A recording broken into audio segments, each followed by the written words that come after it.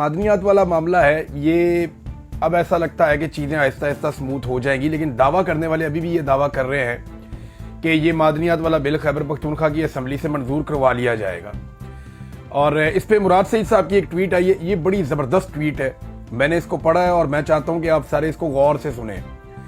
مراد سعید نے کچھ ایسے حقائق بتائے ہیں جن پہ بات کرتے ہوئے پاکستان تحریک انصاف کے لوگ بھی کترا رہے تھے۔ انہوں نے کہا میں نے معدنیات بل نہیں پڑھا، لیکن اس کے حوالے سے جن خدشات کا اظہار آپ سب نے کیا تھا اور ایسے معاملات میں ماضی کو مد نظر رکھتے ہوئے میں اپنی تشویش سے تحریری طور پر پارٹی اور صوبائی حکومت کو آگاہ کر چکا ہوں۔ پارٹی معاملات پر میں کبھی سوشل میڈیا پر بات نہیں کرتا کیونکہ میرے پاس اپنی رائے دینے کے لیے فورم موجود ہے، لیکن چونکہ ایک ہفتے سے عوامی تحریک کا مومنٹم بنا ہوا ہے اور میں سوال کر رہا ہوں فیصلہ کن مرحلے کا، لیکن جواباً مجھ سے میرا موقف بار بار پوچھا جا رہا ہے، اس لیے یہاں تحریر کر رہا ہوں۔ تو میرا موقف آسان الفاظ میں ہے ایبسلیوٹلی ناٹ، کہ جناب بالکل ہو ہی نہیں سکتا، نہیں کرنا۔ ایبسلیوٹلی ناٹ میرا موقف ہے۔ ہماری آپ کی تشویش بنتی ہے، ہمارے ہاں قانون سازی میں جہاں پہ چند الفاظ آ جائیں جیسے کہ نیشنل انٹرسٹ، جیسا کہ اسٹریٹجک سیکیورٹی، یہ الفاظ آ جائیں تو سمجھ جائیں کہ اپنے مفادات کے تحفظ یا فائدہ اور طاقت کی بقا اور آئین اور قانون سے منافی ہر کام کو قانونی شکل دی جاتی ہے ان الفاظ کا استعمال کرتے ہوئے۔ زیادہ دور کیوں جائے، ایسے ہی الفاظ کا سہارا لے کر SIFC بنائی گئی تھی جو اپنے مقاصد میں بالکل واضح ہے، بس بیچ دے کا سلوگن مسنگ ہے۔ باقی یہ ایک ایسا OLX ہے جو بنا سرمایہ کاری کے نام پر، لیکن عوامی خزانہ اڑا کر، ادارے تباہ کر کے اپنی طاقت کو دوام دینے اور عوامی وسائل برباد کرنے کے لیے قومی اثاثے اور ذخائر ہی بیچ رہا ہے۔ ایسے ہی FCC میں کتنی سرمایہ کاری لے کر آیا، سرمایہ کاری تو کوئی نہیں لے کر آیا، اپنی چیزیں ہی بیچ رہا ہے۔ دریاؤں کا پانی بک رہا ہے، زمینیں بک رہی ہیں۔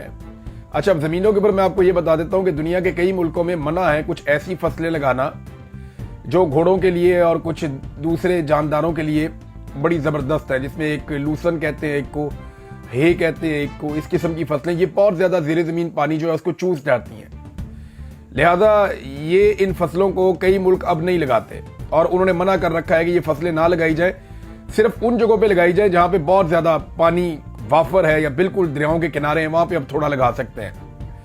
تو کیونکہ بہت سارے ہمارے دوست ممالک جو ہیں ان کو یہ اپنے گھوڑوں کے شوق کے لیے، اپنے مویشیوں کے شوق کے لیے اور اپنی پروٹینز جو ہے وہ بڑھانے کے لیے ان کو یہ خوراک چاہیے ہوتی ہے، تو پاکستان نے اپنی زمین مہیا کی ہے، اس کے بارے میں بھی میں آنے والے دنوں میں آپ کو حقائق بتاؤں گا۔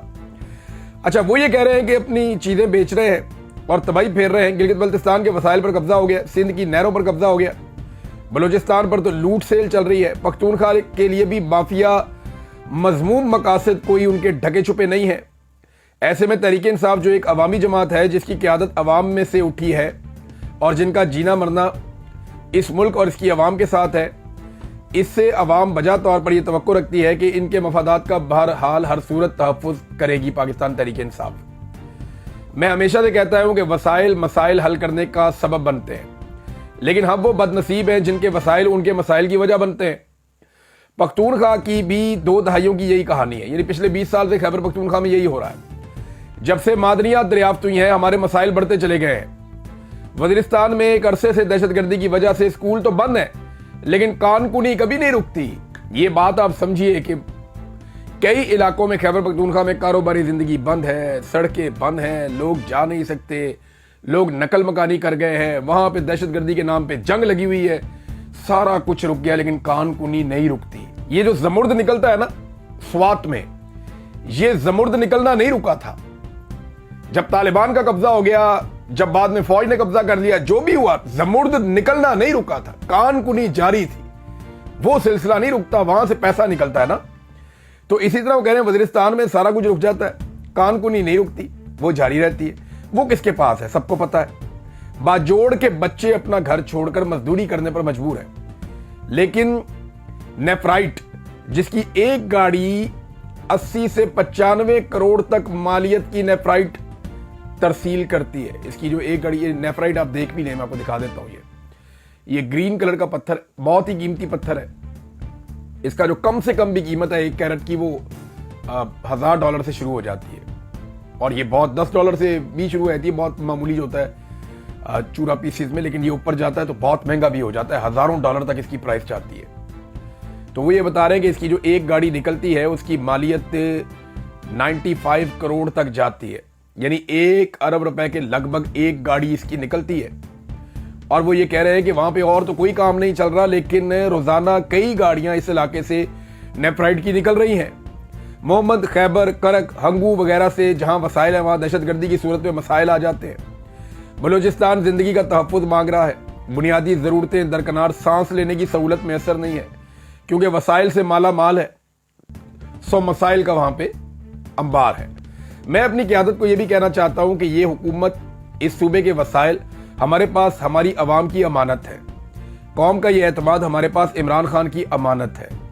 مجھے یقین ہے کہ دانستہ طور پہ تو آپ کبھی بھی اس امانت میں خیانت نہیں کریں گے, لیکن نادانستگی میں بھی کوئی کوتاہی ہوئی تو یہ قوم کبھی بھی ہمیں معاف نہیں کرے گی, کیونکہ یہ عمران خان کی قیادت میں یہ جماعت اس وقت ان کی آخری امید ہے. قوم کی آخری امید کہہ رہے پی ٹی آئی ہے.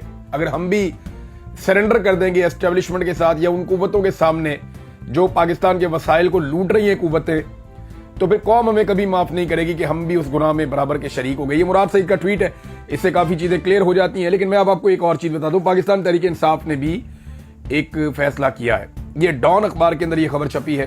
اسی حوالے سے پاکستان تحریک انصاف نے خیبر پختونخوا اسمبلی میں مائنز اینڈ منرل بل ترمیمی بل سے متعلق بیانات پر پابندی عائد کرتے ہوئے بل کی منظوری عمران خان کی اجازت سے مشروط کر دی. آپ اس کے اوپر کوئی بیان نہیں دے گا پاکستان تحریک انصاف کا بندہ, اور اس کے معاملے پر سخت ہدایات جاری کی ہیں, جبکہ کمیٹی نے صوبائی حکومت کو بلز پر جلد بازی نہ کرنے کی بھی ہدایت دے دی ہے. فیصلہ کیا گیا ہے کہ بلز پر کسی کارکن یا رکن نے بات کی تو اس کے خلاف کارروائی ہوگی, جبکہ حکومت تمام سٹیک ہولڈرز کو اعتماد میں لیے بغیر بل اسمبلی میں پیش نہ کرے. کیا پاکستان میں جمہوریت نہیں ہے؟ کارکن بات نہیں کر سکتا اس کے اوپر؟ خیبر پختونخوا کی کابینہ نے ایک بل جو متنازع بل ہے اور ایک تنازع کی شکل اختیار کر گیا ہے, خیبر پختونخوا کی اسمبلی نے اس کو جو ان کی وہ کیبنٹ ہے اس نے پاس کیا, اسمبلی میں اس نے جانا ہے, تو لوگ اس کے اوپر بات کیوں نہ کریں؟ کیا پاکستان میں مارشل لا لگ گیا کہ بات ہی نہ کرے کوئی؟ ہاں, ایک پولیٹیکل پارٹی اپنے اراکین کے اوپر تو پابندی لگا سکتی ہے, لیکن عام کارکنوں پر پابندی لگانا کیا یہ جمہوری ہے؟ یہ بھی ایک سوال ہے. لیکن ایک چیز ہے بڑی انٹرسٹنگ, یہ مجھے پاکستان تحریک انصاف کے ایک رہنما نے فون کر کے مجھے بتایا کہ عمران خان صاحب اکثر ہمیں ایک بات سمجھاتے تھے سب کو کہ جب آپ جاتے ہیں ٹاک شو میں یا میڈیا شو میں یا کسی جگہ پہ بھی آپ اپنی بات کرتے ہیں تو اپنا فوکس مت ہٹنے دیا کریں. یہ جو ادارے ہیں یا میڈیا کے اندر بیٹھے ہوئے لوگ ہیں یہ جان بوجھ کر آپ کا فوکس شفٹ کر دیتے ہیں. میں چند مثالیں آپ کے سامنے دیتا ہوں نا. اس وقت دیکھیں نا, پروگرام ہونے چاہیے